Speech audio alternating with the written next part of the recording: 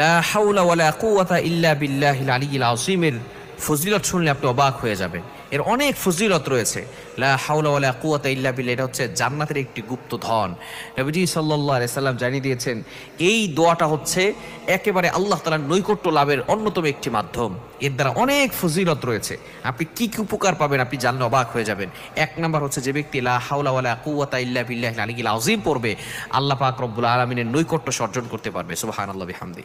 কেন ইমাজিদের আপনি কল্পনা করতে পারছেন যদি আপনি আল্লাহ তাআলার নৈকট্য অর্জন করতে পারেন তাহলে আর কিছুই আপনার লাগবে না।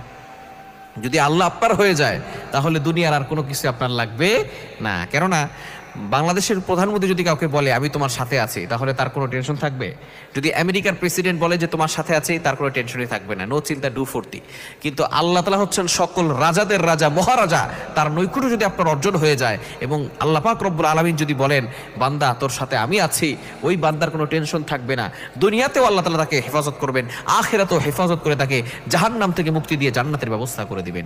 এজন্য এক নাম্বার লা হাওলা ওয়ালা কুওয়াতা ইল্লা বিল্লাহিল আলিয়্যিল আযীমের ফজিলত হচ্ছে সে আল্লাহর নৈকট্য অর্জন করতে পারবে। নাম্বার 2, দ্বিতীয় নাম্বার হচ্ছে আল্লাহ পাক রব্বুল আলামিন তাকে বিপদ থেকে হেফাজত করবেন। যত ধরনের বিপদ আছে, দুর্ঘটনা আছে, অ্যাক্সিডেন্ট আছে, এগুলো থেকে আল্লাহ পাক রব্বুল আলামিন তাকে হেফাজত করবেন। লা হাওলা ওয়ালা কুওয়াতা ইল্লা বিল্লাহ, এটা কিন্তু অনেক কঠিন বাক্য না, এগুলো আমাদের পরিচিত বাক্য, তাই না? আমরা সকলেই বাক্যগুলো জানি।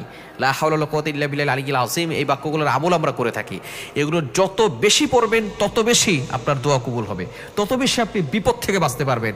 আল্লাহ তাআলা আপনার প্রয়োজন দূর করে দিবেন। 3 নাম্বার সেটা হচ্ছে আল্লাহ তাআলা আপনার যত প্রয়োজন আছে, আপনার যত হাজত আছে, এগুলো তো আল্লাহ তাআলা আমাদের থেকে ভালো জানে, ঠিক কি না?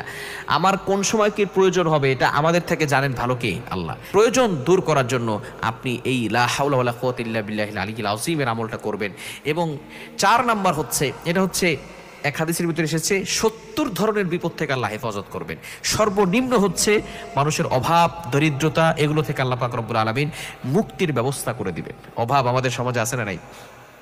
অভাব, দারিদ্রতা থেকে আল্লাহ পাক রব্বুল আলামিন মুক্তির ব্যবস্থা করে দিবেন।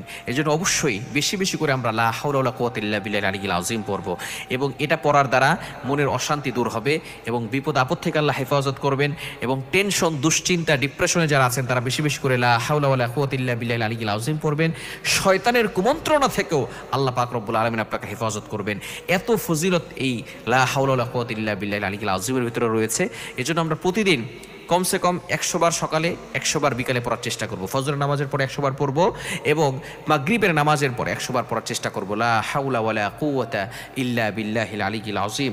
যত বেশি পড়ব আল্লাহ পাক রব্বুল আলামিন তত বেশি আমাদেরকে বিপদ থেকে হেফাজত করবেন।